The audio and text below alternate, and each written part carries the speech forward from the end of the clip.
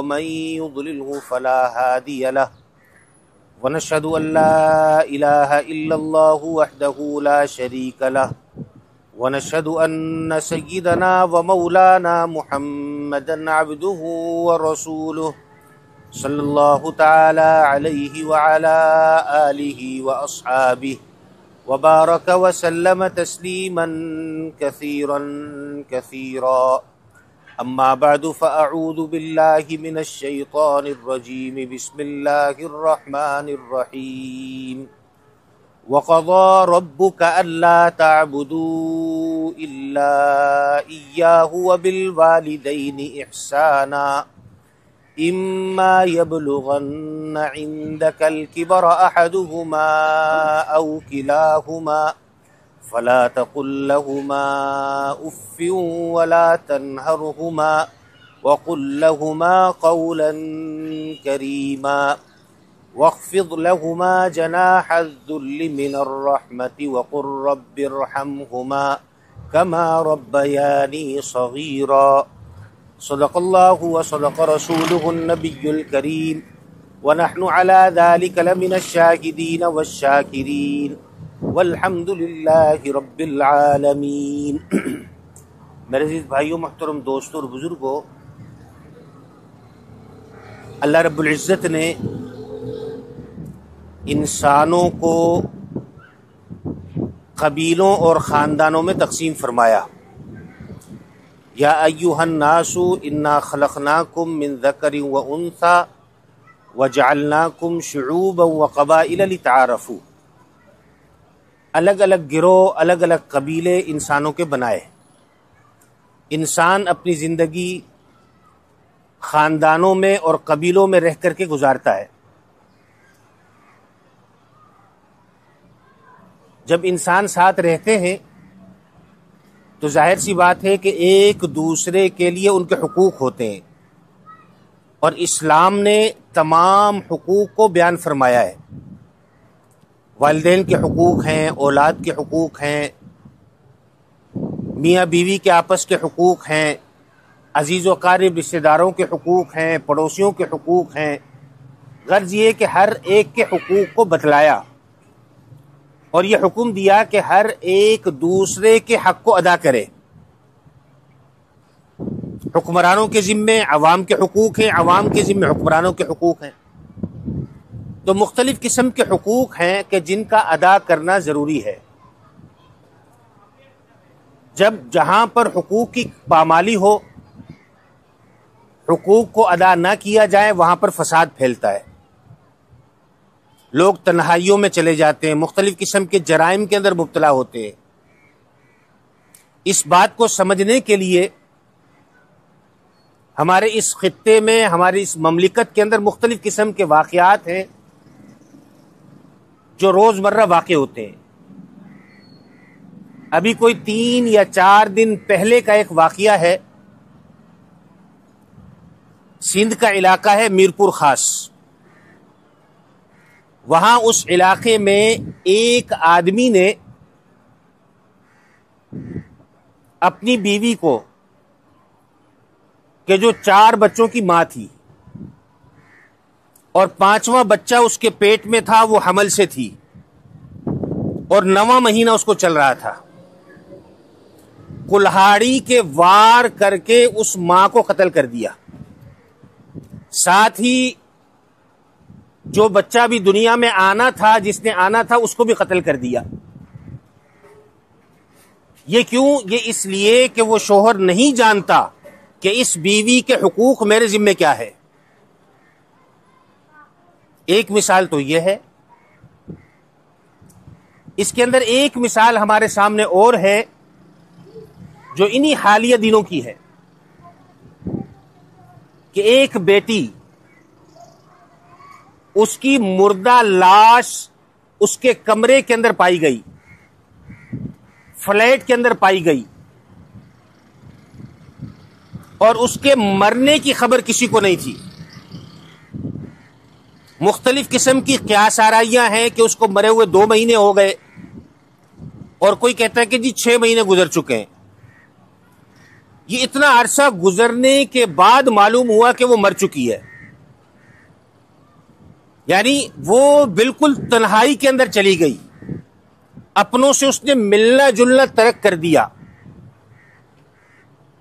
اور اسی طریقے پر ایک ماں جس کے جوان بچے ہیں، برسر روزگار ہیں، کامیاب دنیاوی زندگی گزار رہے ہیں، ان کی ماں اپنے گھر کے اندر مردہ پائی جاتی ہے۔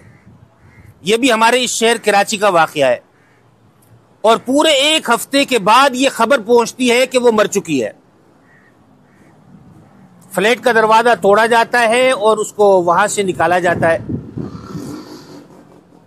یہ جو مختلف قسم کے واقعات ہیں، ان سے ہمیں سیکھنا چاہیے، سمجھنا چاہیے، ان سے ہمیں جاننا چاہیے کہ کیا اسباب ہیں کہ یہ واقعات رونما ہو رہے ہیں، اور کسی کے مرنے کی خبر دوسرے کو نہیں ہو رہی۔ اسلام نے تنہا رہنے سے منع فرمایا، جب بھی کہا کہ اگر سفر کرو تو ساتھ میں 2 افراد سفر کرو، یہ اسلام کی تعلیمات ہیں۔ تبلیغی جماعت کے اندر بھی جو ساتھی نکلتے رہتے ان کو معلوم ہوگا، کہیں بھی جانا ہو تو 2 آدمی ساتھ جاتے ہیں، ضروری ہے یہ کہ 2 نے جانا ہے۔ کسی تقاضے کے لیے جا رہے ہو تو 2 آدمی جاؤ، اس لیے کہ اسلام کی تعلیم ہے کہ اگر کہیں سفر کر رہے ہو تو 2 آدمی مل کر کے سفر کرو، تنہا سفر نہ کرو۔ تو یہ سوچنا چاہیے کہ یہ کیا اسباب تھے کہ آپس کے اندر اتنی دوریاں ہو گئی کہ وہاں اس جگہ پر مرے ہوئے ان کو وقت گزر گیا اور ان کا کسی کے ساتھ رابطہ اور تعلق نہیں تھا۔ یہ چیزیں کیوں پیدا ہوئیں؟ یہ چیزیں اس لیے پیدا ہوئیں کہ آپس میں ایک دوسرے کے حقوق سے واقفیت نہیں ہے۔ ایک طرف ایک ماں ہے اور دوسری طرف ایک بیٹی ہے، ان کے درمیان اتنی آپس کے اندر کیا اسباب بنے کہ ان کے اندر دوریاں پیدا ہو گئی کہ ان کے مرنے کی خبر بھی ایک دوسرے کو نہیں ہو رہی۔ جہاں پر والدین کے حقوق کے اندر اولاد کوتاہی کرتی ہے، حالانکہ شریعت نے جو حقوق بتلائے اس میں سب سے زیادہ اہمیت والدین کے حقوق کی ہے۔ وَقَضَىٰ رَبُّكَ أَلَّا تَعْبُدُوا إِلَّا إِيَّاهُ وَبِالْوَالِدَيْنِ إِحْسَانًا۔ اللہ تعالیٰ نے قرآن کریم کے اندر اپنی عبادت کا حکم دیا اور ساتھ میں یہ کہا کہ اپنے والدین کے ساتھ اچھا سلوک کرو۔ وَلَا تَقُل لَّهُمَا أُفٍّ وَلَا تَنْهَرْهُمَا، کہ ان کے سامنے کبھی اف مت کرو اور کبھی ان کو جھڑکو نہیں۔ آج کے معاشرے کے اندر تو اولاد ماں باپ کے اوپر ہاتھ اٹھاتی ہے، اپنے ماں باپ کو مارا جاتا ہے۔ یہ ہمارے مسلم معاشرے کی مثالیں ہیں کہ اپنے ماں باپ سے اتنا تنگ آتے ہیں کہ ہمارے اس اسلامی خطے کے اندر اولڈ ہاؤس بنے ہوئے ہیں کہ جہاں جا کر اپنے ماں باپ کو چھوڑ دیا جاتا ہے، لاوارث وہاں چھوڑ کر کے آ جاتے ہیں، اور وہ ماں باپ ان کے ہوتے ہیں، کمائی کا ذریعہ کسی اور کے لیے بنتے ہیں۔ لوگ ان کو رکھ کر اپنے پاس چندے جمع کرنے کا ایک ذریعہ انہوں نے بنایا ہوا ہے۔ تو یہ ہمارے مسلم معاشرے کی مثالیں ہیں۔ یہ چیزیں کیوں آئیں کہ اولاد اپنے والدین سے متنفر ہو گئی؟ ہمیں اس بارے کے اندر سوچنا چاہیے۔ یہ ذرا سا ایک کڑوی بات ہے کہ والدین سے اولاد کی تربیت میں چوک ہو جاتی ہے۔ والدین اپنی اولاد کی تربیت ٹھیک انداز پر نہیں کر پاتے تو یہ اولاد بڑھاپے کے اندر اپنے والدین کے خلاف ہو جاتی ہے۔ والدین جس وقت جوان ہوتے ہیں اس وقت اس جوانی کے اندر اپنے بچوں کے ساتھ ان کا رویہ درست نہیں ہوتا۔ یہ سبب بنتا ہے کہ جب والدین کمزور ہو جاتے ہیں، اولاد طاقت کے اندر آ جاتی ہے تو وہ اپنے ان مظالم کا بدلہ ان سے اس وقت لیتے ہیں۔ اگر ہم سوچیں اور غور کریں تو ہمیں یہ بات سمجھ میں آئے گی۔ والدین کے حقوق میں اولاد کوتاہی تب کرتی ہے کہ جب والدین اپنی اولاد کی تربیت ٹھیک انداز پر نہیں کرتے۔ آج والدین کی سختی اپنی اولاد پر اس وقت ہوتی ہے کہ جس وقت وہ اسکول پڑھنے کے لیے نہیں جاتے۔ والدین کی سختی اپنی اولاد پر اس وقت نہیں ہوتی کہ جس وقت وہ مسجد میں نماز پڑھنے کے لیے نہ جائیں. حالانکہ اللہ تعالیٰ نے کیا کہا کہ نماز کے لیے سختی کرو. وَأْمُرْ أَهْلَكَ بِالصَّلَاةِ وَاصْطَبِرْ عَلَيْهَا لَا نَسْأَلُكَ رِزْقًا،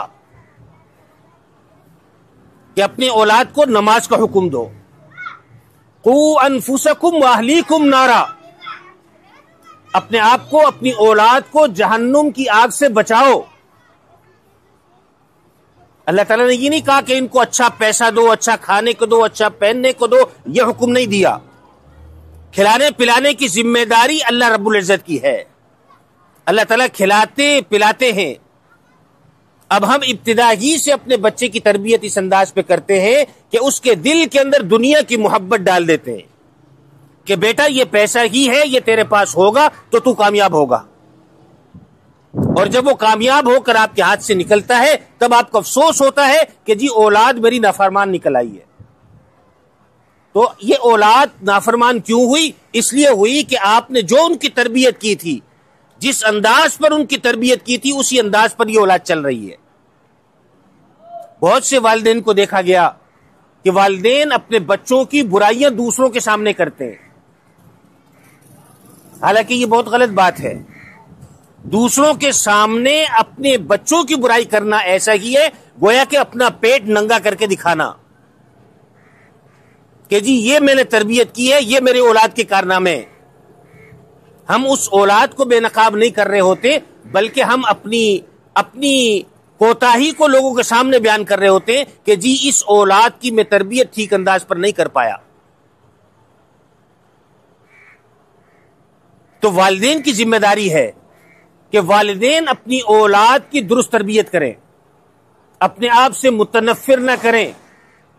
ہمارے ہاں والدین کے اندر جو کمی نظر آتی ہے اس وقت میں، وہ ہمیں یہ نظر آتی ہے کہ آج والدین کی زبانوں پر دعائیں نہیں ہیں، اپنی اولاد کے لیے دعائیں نہیں کرتے. پہلے زمانے کے اندر بڑے بوڑھے بات بات پر دعا دیتے تھے. بچہ اگر چلتے میں گر بھی گیا تو زور سے آواز لگاتے بسم اللہ. لیکن آج اس انداز کی آوازیں نہیں آتی. آج اگر بچہ چلتے ہوئے گر جائے، شرارت کرتے ہوئے اس کو چوٹ لگ جائے تو ہماری زبان سے برے الفاظ نکلتے ہیں. تو تو ہے ہی بدبخت، تو تو ہے ہی منحوس، تو ہے ہی کمینہ، تو ہے ہی اس قابل، تجھے تو اور زیادہ چوٹ لگنی چاہیے تھی. حالانکہ والدین کی ذمہ داری کیا ہے؟ کہ والدین کی ذمہ داری یہ تھی کہ اپنے بچے کو دعا دیتے کہ اللہ تیری حفاظت فرمائے، اللہ تیرے نصیب اچھے کرے. آج والدین اپنی اولاد کو دعائیں نہیں دیتے، ان کے لیے دعائیں نہیں مانگتے. اس کا سبب یہ بنتا ہے، اس کا سبب یہ نکلتا ہے کہ جب والدین بوڑھے ہو جاتے ہیں تو یہ اولاد ماں باپ کی فکر نہیں کرتی. اولاد اپنے ماں باپ کو لاوارث چھوڑ دیتی ہے، اولاد اپنے ماں باپ کی فکر کرنا چھوڑ دیتی ہے. اس کا سبب کیا ہے؟ اس کا سبب یہ ہے کہ ہم نے ان کی اچھے انداز پر تربیت نہیں کی اور ان کے لیے دعاؤں کا اہتمام نہیں کیا.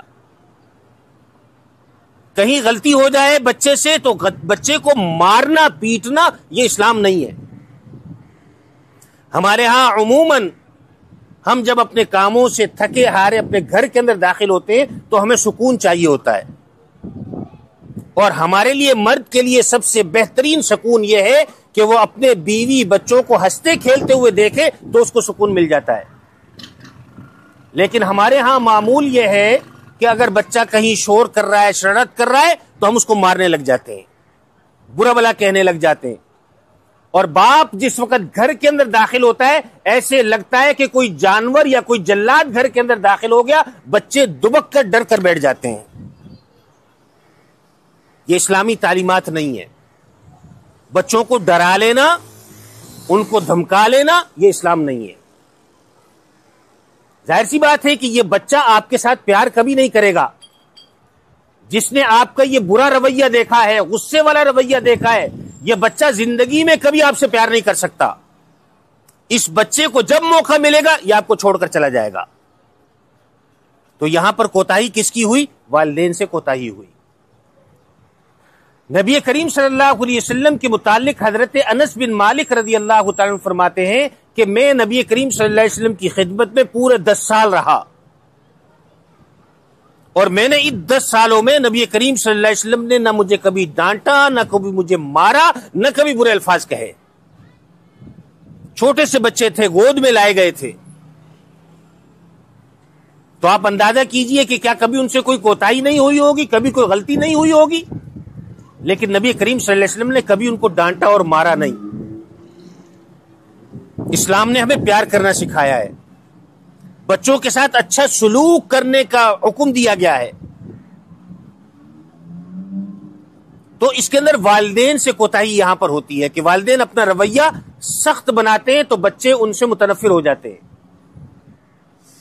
تو ہمیں اپنے رویے کے اندر تبدیلی کرنے کی ضرورت ہے، اور ساتھ ہی ساتھ دعائیں دینے کی عادت ڈالنے کی ضرورت ہے۔ بچے سے کبھی کوتاہی ہو جائے تو یہ دعا کرے، اللہ تعالیٰ تجھے ہدایت دے، اللہ تعالیٰ تجھے نیک کاموں کی ہدایت دے۔ ہمارے ہاں دعا کا رواج نہیں ہے، بلکہ ہماری زبان پر برے الفاظ رہتے ہیں، گالیاں ہماری زبان پر رہتی ہیں، ہم اچھے الفاظ کے اندر ان کے سامنے اپنا آپ ظاہر نہیں کرتے۔ حرمین کے امام شیخ سدیس، بچہ بوڑھا جوان کوئی نہیں ہوگا جو ان کے نام سے نا واقف ہو، ہر ایک ان کو جانتا ہے، اور وہ صرف خانہ کعبہ کے امام نہیں بلکہ مسجد نبوی کے بھی امام ہیں، دونوں جگہ پر امامت ہے ان کے پاس، اور حرمین کے جتنے امام ہیں مسجد نبوی کے یا خانہ کعبہ کے، یہ ان کے متولی ہیں، ان کے سرپرست ہیں، ان کے بڑے ہیں۔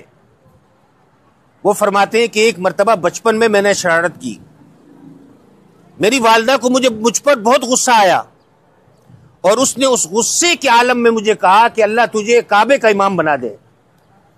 اللہ تعالیٰ نے ان کی دعا کو قبول فرمایا، ان کی والدہ کو اللہ تعالیٰ نے انہیں حرمین کا امام بنا دیا۔ تو والدین کی دعائیں اپنی اولاد کے حق میں قبول ہوتی ہیں، تو والدین کو چاہیے کہ اپنی اولاد کے لیے دعاؤں کا اہتمام کریں۔ نزہۃ البساطین ایک کتاب ہے، اس کتاب کے اندر حضرت سلیمان علیہ السلام کا ایک واقعہ نقل کیا گیا ہے۔ حضرت سلیمان علیہ السلام اللہ تعالیٰ کے برگزیدہ نبی تھے، جو جنوں کے بھی نبی تھے، انسانوں کے بھی نبی تھے، اور اللہ تعالیٰ نے انہیں بے انتہا بڑی حکومت عطا فرمائی تھی، اور پرندوں کی بولی بھی وہ جانتے تھے۔ علمنا منطق الطیر، پرندے کیا بول رہے ہیں وہ اس کی بولی کو بھی پہچانتے تھے۔ جنات پر ان کی حکمرانی تھی، انسانوں پر ان کی حکمرانی تھی، ہواؤں پر ان کی حکمرانی تھی، ہوا ان کا تخت ان کے حکم سے لے کر کے ان کو اڑا کر کے لے کے جایا کرتی تھی، کہ جس زمانے کے اندر جہاز کا کوئی وجود نہیں تھا، ان کا جو تخت تھا وہ جہاز تھا۔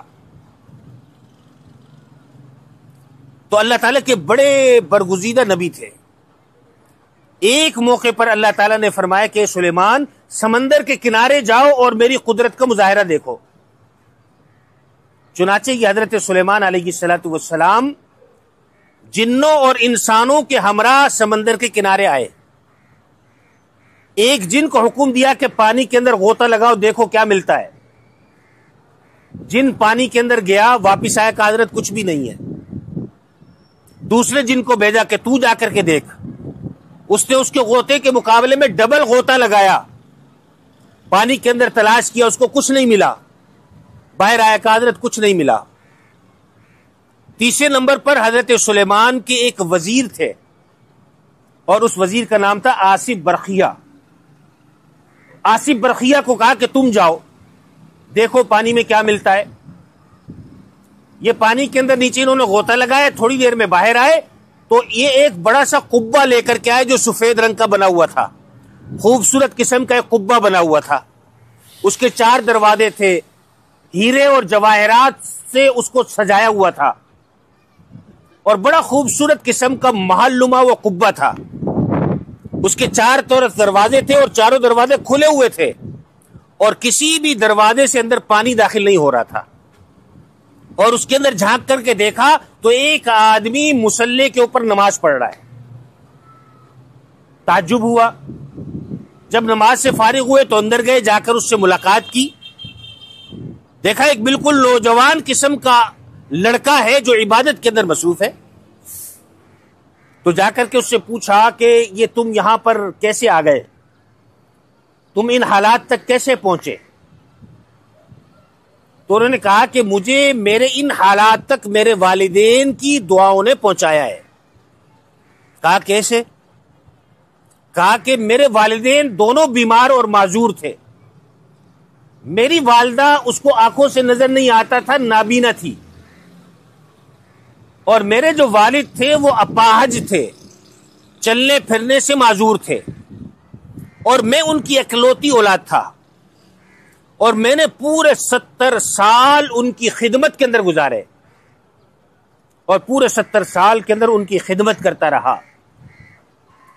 تو کہنے لگا کہ جس وقت میری والدہ کے انتقال کا وقت قریب آیا تو میری والدہ نے میرے لیے دعا مانگی کہ بیٹے میں تیرے لیے دعا مانگتی ہوں کہ اللہ تعالیٰ تجھے ایک لمبی زندگی دے اور پوری زندگی اپنی عبادت کے اندر گزارنے کی توفیق عطا فرمائے.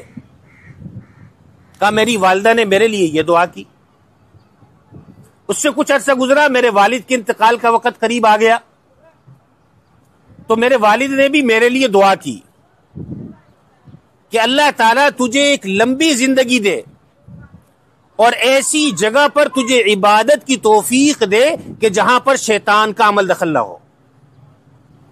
کہ اللہ تعالیٰ نے میرے والدین کی دعا کو قبول فرمایا, اور والد کے انتقال جب ہوا میرا کوئی نہیں تھا, میں بہت اداس تھا, بہت غمگین تھا.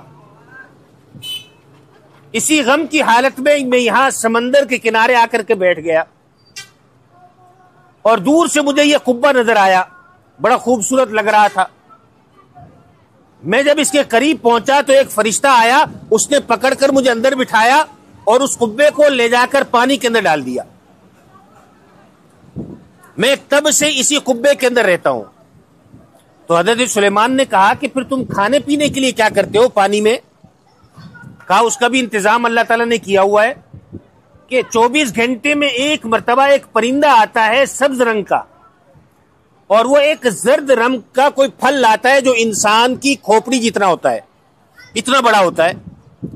وہ لا کر کے مجھے دیتا ہے, میں اس کو کھا لیتا ہوں, اور اس کے کھانے کے بعد 24 گھنٹے تک مجھے بھوک نہیں لگتی, اور اس کے کھانے کے بعد نہ میری طبیعت کے اندر سستی آتی ہے, نہ گراوٹ آتی ہے, نہ مجھے تھکن محسوس ہوتی ہے.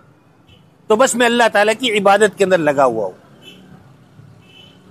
حضرت سلیمان نے کہا کہ تم یہاں پر کب سے ہو؟ کہا یہ تو مجھے بھی اندازہ نہیں ہے, لیکن میں حضرت ابراہیم علیہ الصلوۃ والسلام کا امتی ہوں, ان کا ماننے والا ہوں. اور حضرت سلیمان اور حضرت ابراہیم علیہ الصلوۃ والسلام کے درمیان کا جو فاصلہ ہے وہ 2000 سال کا ہے. تو حضرت سلیمان علیہ الصلوۃ والسلام نے اس سے کہا چلو تمہیں تمہارے آبائی علاقے کے اندر لے کر کے چلتے ہیں. کہا نہیں, میں وہاں جانے کے لیے تیار نہیں, یہیں پر خوش ہوں. چنانچہ حضرت سلیمان نے جنات کو حکم دیا اور انہوں نے اس قبے کو دوبارہ اٹھایا اور پانی میں لے جا کر کے چھوڑ دیا. والدین کی دعا اپنی اولاد کی حق میں قبول ہوتی ہے. والدین کی دعا اپنی اولاد کے حق میں قبول ہوتی ہے, لہذا ہمیں اپنی اولاد کو دعائیں دینا چاہیے, اپنی اولاد کے لیے دعاؤں کا اہتمام کرنا چاہیے. اور جو ہم یہ غلط قسم کے الفاظ ادا کرتے ہیں, بدبخت ہے, بد نصیب ہے, تو منحوس ہے, یہ جو الفاظ ادا کرتے ہیں, ان الفاظ کا بھی ہماری اولاد کی زندگی پر اثر پڑتا ہے. ہم یہ دیکھتے ہیں ہماری اولاد بعد میں پریشان حال ہو رہی ہوتی ہے, یہ ہماری انہی بد دعاؤں کا نتیجہ ہوتی ہے. تو بجائے اس کے کہ ہم اپنی اولاد کے لیے بد دعائیں کریں, ہمیں چاہیے کہ ہم اپنی اس اولاد کے لیے دعا کرتے رہیں, بات بات پر انہیں دعائیں دینے کے عادی بنیں. جب بھی اپنی اولاد کو دیکھیں تو ان کے لیے اچھے نصیب کی دعا کریں, ایمان کی سلامتی کی دعا کریں, ان کے لیے عبادات میں پابندی کی دعا کریں. ان دعاؤں کا اہتمام کرنا چاہیے. ہماری زبان پر ہر وقت اپنی اولاد کے لیے دعائیہ کلمات ہونے چاہیے. تو اس کا نتیجہ یہ نکلے گا کہ یہ اولاد جب بڑی ہو جائے گی، ہم بالکل بوڑھے ہو جائیں گے، تب یہ اولاد ہمارے لیے فرما بردار بنے گی، ہماری اطاعت شعار بنے گی، ہماری خدمت کرنے والی بنے گی۔ اور اگر ہم اپنی اولاد کی تربیت اس انداز پر نہیں کرتے تو پھر ہمیں اپنی اولاد سے شکوہ کرنے کی بھی ضرورت نہیں ہے۔ ظاہر سی بات ہے کہ اس اولاد کی تربیت ہم نے جو کی ہوگی، اسی تربیت کے مطابق وہ اپنا عمل کر کے دکھلائے گی۔ اگر ہم نے ان کے لیے دعاؤں کا اہتمام نہیں کیا، ہم نے ان کو دین سکھانے کا اہتمام نہیں کیا، تو پھر ہمیں شکوہ کرنے کی ضرورت نہیں ہے۔ ظاہر سی بات ہے کہ ہم نے جو بویا ہے وہی کاٹیں گے، وہی ہمیں حاصل ہو رہا ہے۔ تو اولاد کے حق میں والدین سے یہ کوتاہی رہتی ہے کہ والدین اپنی اولاد کے لیے دعاؤں کا اہتمام نہیں کرتے۔ تو ہمیں کوشش کرنی چاہیے، ہماری اولاد ہے تو ہم اس اولاد کے لیے دعا کا اہتمام کریں۔ بچے بیٹھے ہوئے ہیں، یہ اپنے ذہن کے اندر یہ بات داخل کر لیں کہ ہم جس وقت بڑے ہو جائیں گے ہم اپنی اولاد کے لیے دعاؤں کا اہتمام کریں گے۔ تو اس بات کی ہم نے کوشش کرنی ہے۔ یہ جو تنہائیاں آپس کے اندر ہو جاتی ہیں کہ ایک دوسرے کے حالات سے بالکل بے خبر ہو جاتے ہیں، بھائی کو نہیں پتا کہ میرا بھائی کیا کر رہا ہے، بھائی کو نہیں پتا کہ میری بہن کس حال میں ہے، بہن کو نہیں پتا کہ میرا بھائی کس حال میں ہے، یہ سب اس وجہ سے ہوتا ہے کہ دین سے ہم دوری کو اختیار کرتے ہیں۔